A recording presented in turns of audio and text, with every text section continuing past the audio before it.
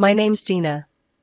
I'm 38 and I live and breathe the world of wedding dresses, running my own atelier salon here in the city. It's a good life, honestly. My husband, Alex, works as an architect, and we've got 2 kids, Sam and Olivia, both in grade school. They're a handful, but in the best way possible. But family? Now that's where it gets messy. You see, my in-laws are a mixed bag. I get along great with Alex's parents and his younger brother, Mike. But Carol, Alex's older sister, is another story. She's 42, been married 3 times, and she is in constant search of a 4th victim. If there were a way to handle her that didn't involve weekly headaches, I'd have found it by now. Let me paint you a picture of a typical family dinner, which will give you a taste of what I deal with. At my in-laws' house, a cozy, well-lit dining room buzzing with chatter. Alex's mom, sweet as ever, is bustling around, setting dishes on the table. Mike and his wife, Jane, are helping with the kids, keeping them entertained. Then there's Carol, draped dramatically on a chair, red wine in hand, voice loud enough to drown out the rest. Carol, waving her glass, says, "So, Gina, still playing dress up with those brides? When are you going to design something real, like haute couture or something?" I bite my tongue, focusing on dishing out some mashed potatoes. I've learned that engaging with Carol only fuels her fire. Mike chimes in, trying to change the subject. "Hey, Carol, heard you're planning another wedding. What's the lucky guy like?" Carol smirks. "Oh, you know, successful, rich, what you'd expect." "Not that you'd understand, little brother." Jane shoots me a sympathetic look. She's been in the trenches with me when it comes to handling Carol. We share an eye roll. The dinner progresses with the usual banter, some of it good-natured, some of it barbed, especially from Carol. She's got a knack for steering conversations back to her favorite subject, herself. Alex, catching my eye, gives me an encouraging nod. We're a team, after all, and dealing with Carol is just one of those family hurdles we navigate together. The evening wraps up with promises to meet again next month. I hug my mother-in-law goodbye, feeling the solidarity in her tight squeeze. Driving home, Alex reaches over to squeeze my hand. "You okay?" "Yeah," I sigh, watching the city lights blur past. "Just another day in the life, right?" "Right," Alex agrees, a smile in his voice. "But hey, we've got each other, and that's what counts." And he's right. Despite the Carol-induced drama, we have a solid little world of our own, and nothing, not even a sister-in-law with a penchant for theatrics, can take that away from us. One typical Thursday morning found me knee-deep in tulle and satin, sketching out a new design that had popped into my head overnight.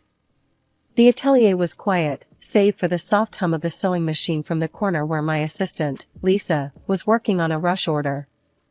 That's when my phone buzzed, a call from Jane, my brother-in-law Mike's wife. "Hey Gina, guess what? You will not believe what I just heard." Jane's voice crackled with mischief over the phone. I leaned back in my chair, ready for a bit of gossip to break up the morning monotony. "Hit me. What's the latest?" "So, Carol's getting married again. 4th time's the charm, right?" Jane laughed, and I couldn't help but chuckle along. "Seriously? Again? What is it this time? Did she find another millionaire looking for a trophy wife?" I asked, half joking. "Bingo, some real estate mogul from out of town. She's planning the wedding of the century. Again. You're probably going to get the SOS for a dress soon, so brace yourself," Jane warned. I sighed, picturing the impending headache. "Well, thanks for the heads up. I guess I should start stocking up on aspirin and patience." Just then, Lisa piped up from her sewing station, having overheard parts of the conversation. Not Carol again. Her last dress was a nightmare to adjust. Remember how she kept changing her mind about the lace? "Yeah, I remember," I replied, rubbing my temples just thinking about it. "Well, let's just hope she finds another designer this time around." But fate, and Carol, had other plans. No sooner had I hung up with Jane than the front bell of the atelier tinkled, announcing a visitor. Speak of the devil, and she shall appear. Carol, draped in a designer scarf and oversized sunglasses, strutted into my shop like she owned the place. Her mother, Helen, followed behind, her expression apologetic. "Gina, darling, I need your magic hands again. We have a wedding to plan," Carol announced loudly, removing her sunglasses and looking around the atelier with barely concealed disdain. I forced a smile, masking my reluctance. "Carol, congratulations on the engagement. But are you sure you want to go through the dressmaking process with me again? It was quite a ride last time." "Oh, come on, who else in this town can handle my exquisite taste? Plus, you owe me a favor for not completely ruining the last dress," Carol quipped, her laugh sharp and short. Helen gave me a pleading look. "Gina, dear, I know Carol can be a bit much, but we would really appreciate your help. You know, family." "Yeah, family," I echoed, the word tasting sour in my mouth. "All right, Carol. Let's see what we can do. But this time, we're doing things my way. Agreed?" Carol pursed her lips, clearly not pleased with the conditions, but nodded anyway.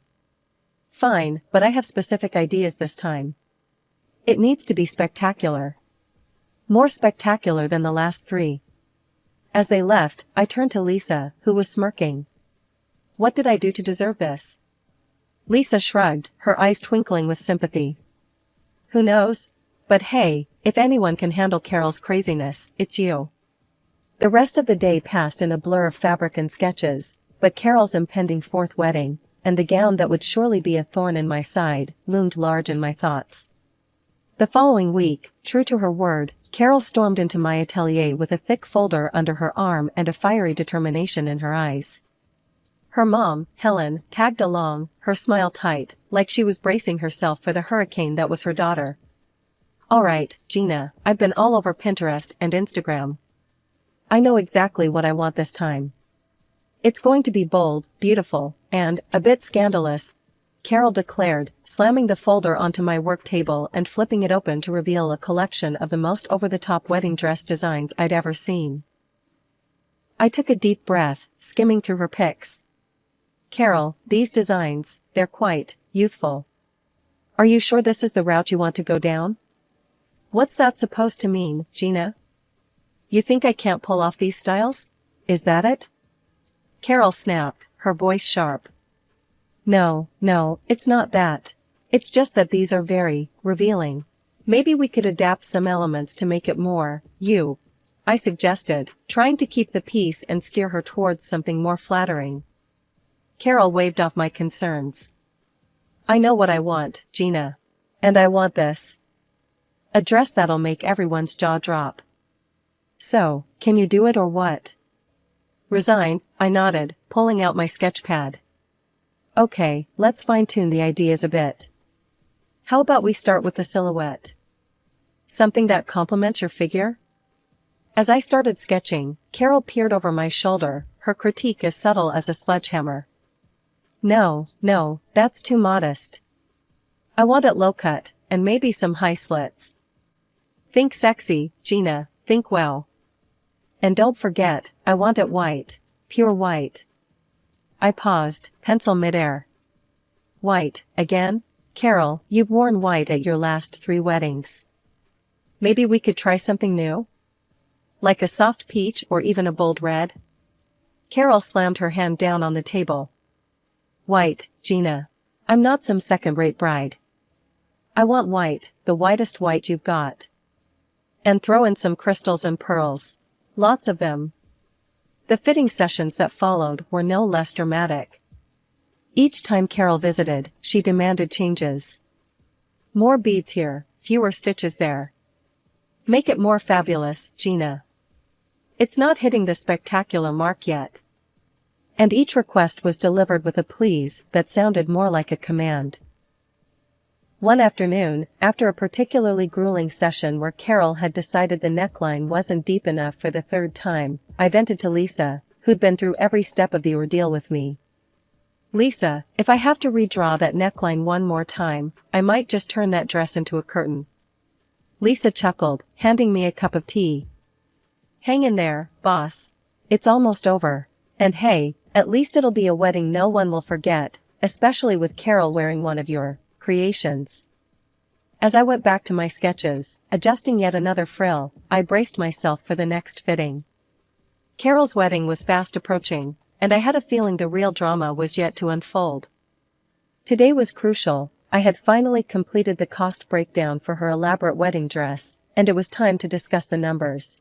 Carol swept into the atelier with her usual flair, trailing a scent of expensive perfume that lingered long after she passed by. Her mother, Helen, followed, wearing an expression that suggested she'd rather be anywhere else. "All right, Gina, let's see if you've outdone yourself this time," Carol announced, barely glancing at the sketches and fabric samples laid out for her approval. I took a deep breath and handed her the itemized invoice. "Here's the breakdown, Carol. Given the materials and labor, the total comes to $2,500. I've already applied a 30% family discount." Carol's eyes widened as she scanned the document. She slammed it down on the table, causing a spool of thread to roll off and clatter to the floor. "Listen, Gina, I'm marrying a top businessman. There will be loads of rich, influential guests at my wedding. Think of this as a prime advertising opportunity for you. You should be paying me for wearing your dress." I stared at her, dumbfounded. "Paying you? Carol, I'm already cutting the costs significantly. I can't afford to hand out free dresses, even for family." Helen interjected, trying to smooth things over. "Carol, honey, Gina's been more than fair. Let's not." Carol cut her off, her voice rising. "No, Mom. This is ridiculous. I'm doing her a favor. She should be grateful." The tension in the room was palpable. I crossed my arms, meeting her glare.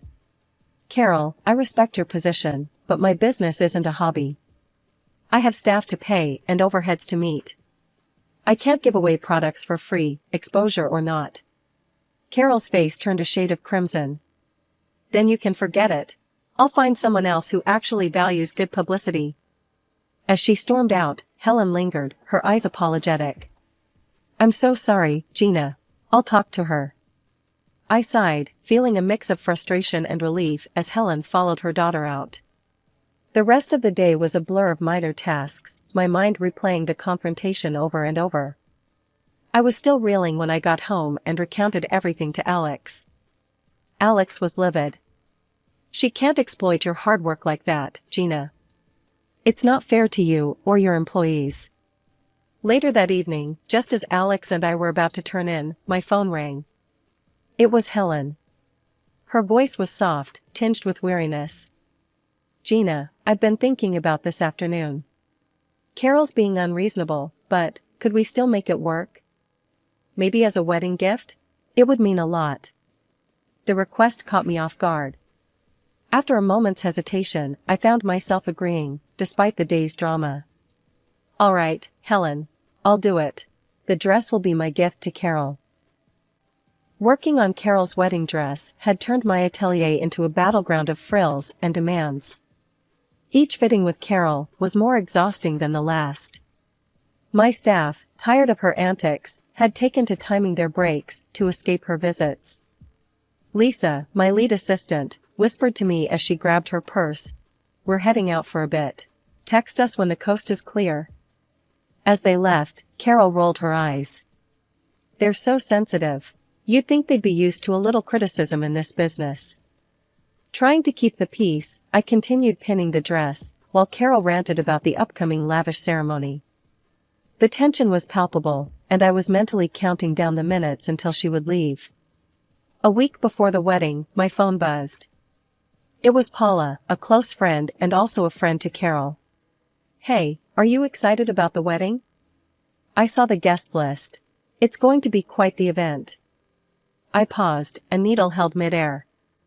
"The guest list? I haven't actually seen it.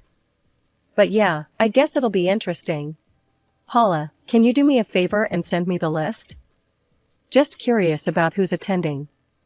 "Sure thing, I'll email it to you now," she replied before hanging up. When the email pinged through, I scrolled through the names, my confusion turning to disbelief. My name was nowhere on it. I wasn't invited. The realization stung more than I expected. Later that evening, I brought it up with Alex. His brow furrowed as he listened. She didn't invite you? After all the work you've put into this? Apparently not, I muttered, feeling a mix of anger and humiliation. Together, we called Carol, hoping it was a misunderstanding. But the conversation quickly spiraled. Carol, we noticed Gina isn't on the guest list. There's been a mistake, right? Alex asked, his voice tense. Carol's laughter crackled through the speaker. No mistake. Gina's just the seamstress, why would she be at the wedding? It's for important people. I felt my heart rate pick up, my grip on the phone tightening. But I'm making your dress. As a gift, Carol. More laughter.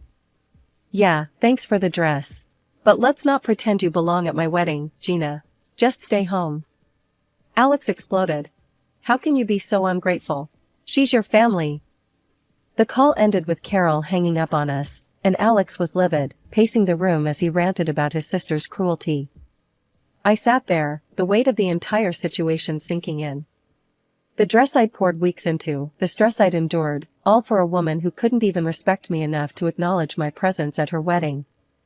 It was a slap in the face, a betrayal that cut deeper than any harsh word she'd ever said. The final fitting was just a week away, and as Carol strutted into the atelier, you'd think nothing had happened. She was all smiles and demands, acting like she hadn't just snubbed me from the biggest day of her life. As we adjusted the fit, I kept up the charade, acting as though her snub hadn't hurt me. Inside, though, I was churning. I had decided on a plan of subtle revenge, something to give me a small sense of justice, without causing a spectacle. Oh, and I'll need to do one last thing to the dress at my workshop, I mentioned casually as I helped her out of the gown. I'll bring it to your place on the morning of the wedding. Carol, always in a rush, barely nodded. Just make sure it's early. I have a tight schedule, and I don't need any delays, Gina. Understood, I replied, keeping my tone neutral. You won't have any issues. The morning of the wedding arrived, and with the beautifully packaged dress in hand, Alex and I drove to Carol's house. My heart was pounding, not from nervousness about the wedding, but from anticipation of her discovering my little surprise. We were greeted coldly by Carol at the door. She snatched the dress box from my hands, without so much as a thank you. Alex, you can stay. Gina, you should leave now.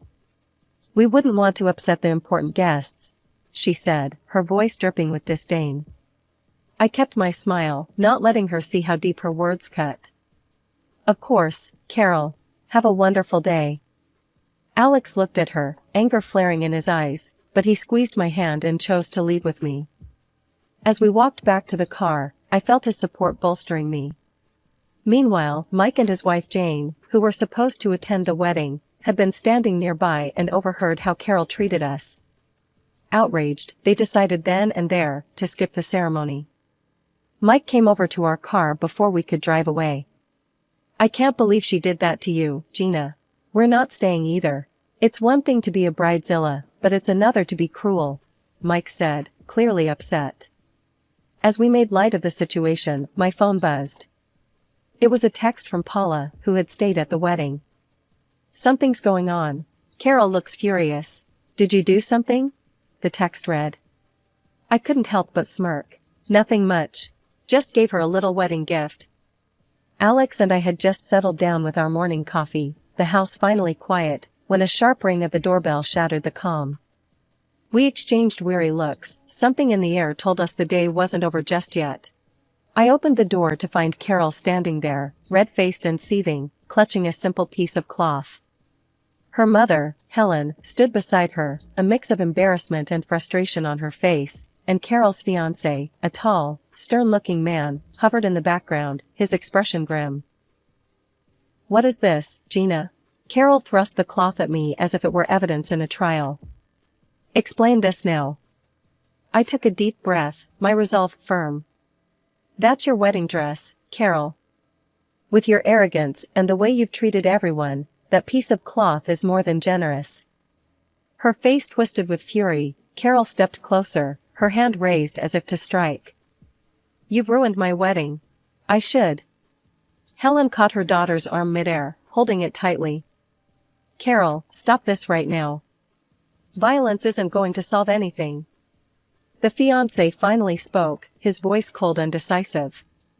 I can't do this, Carol. You're crazy, your tantrum made that clear. The wedding is cancelled. He turned, starting to walk away. No, please don't leave. Carol's voice cracked, a mix of anger and desperation, but he didn't stop, didn't even look back as he walked down the driveway and disappeared around the corner. Carol, left standing with just her mother, turned her wrath back to me. Look what you've done. You're happy now? You ruined everything. Before I could respond, she spun on her heel and stormed off, her mother hurrying after her, casting an apologetic look back at us. Closing the door, I leaned against it, feeling Alex's hand on my shoulder. Are you okay? He asked. Yeah, just shaken, I admitted, and we moved back to the living room, trying to process the rapid unraveling of the evening. It wasn't long before my phone rang. I answered to hear Jane on the other end, her voice urgent. Gina, you won't believe it. Carol's refusing to pay the wedding organizers now, and it's turned into a huge mess. They've called the police. My heart sank. Oh no, that sounds awful. Did they really have to call the police? Yes, she was causing a scene, screaming at them, demanding her money back since the wedding didn't go through. It escalated quickly, Jane explained. As I hung up, I sat down heavily, the guilt gnawing at me. Maybe I went too far, Alex. This all feels like it's spiraling out of control. Alex sat beside me, taking my hand. You stood up for yourself, Gina. Carol's behavior has been out of line from the start. This is on her, not you. Despite his words, I couldn't help but feel a pang of sympathy for Carol. She was family, after all, difficult as she was. After the tumult of Carol's would-be wedding day, life slowly returned to a semblance of normalcy, but the dynamics within our family had undeniably shifted. Alex and I had stopped all communication with Carol. The fallout was more than just a cancelled wedding, it had opened our eyes to deeper, more systemic issues within our family that had been ignored for too long. One quiet Sunday morning, Helen came over for coffee. The atmosphere was tense as she walked in, but her first words broke the ice. I wanted to say, I'm not upset with you, Gina. If anything, I'm to blame for how Carol turned out. I've always given in to her, ever since she was little. It's hard to admit, but I've spoiled her. I poured her a cup of coffee, and we sat at the kitchen table, a light breeze fluttering the curtains. Helen, you can't blame yourself for Carol's choices. She's an adult, and at some point, she has to take responsibility for her actions. Helen sipped her coffee, her eyes sad. You're right, Gina. It's just hard, you know? She's my daughter, and I hate seeing her make these mistakes. I reached over and squeezed her hand. I know, and it's clear how much you love her. But enabling her hasn't helped. Maybe now she'll realize she needs to change. The conversation shifted as Helen updated us on the latest rumors swirling around Carol. Apparently, she had racked up considerable debts, banking on a lavish wedding to a wealthy groom to solidify her financial and social standing. Now, with the groom out of the picture and the wedding cancelled, she was reportedly hiding from creditors. It's a mess, Helen confessed, shaking her head. She's staying low, trying to figure things out. I just don't know what she's planning to do about all the money she owes. Alex, who had been listening quietly, finally spoke up. Mom, it's a tough situation, but maybe facing these consequences will be good for her in the long run. She might learn to stand on her own, stop relying on others to bail her out. Our discussion was deep, filled with a mix of regret and hope. It was clear Helen felt torn between her love for her daughter and her frustration at Carol's actions. Before Helen left, she hugged me tightly. Thank you, Gina, for being honest and for handling everything with so much grace. I'm sorry it came to this. I hugged her back, reassuring her. It's okay, Helen. We're family, and we'll get through this. Maybe not today or tomorrow, but we'll find a way to mend things. After Helen left, Alex and I spent the rest of the day in a reflective silence. The events with Carol had left a mark, reminding us of the complexities of family relationships and the sometimes painful growth that comes from facing hard truths.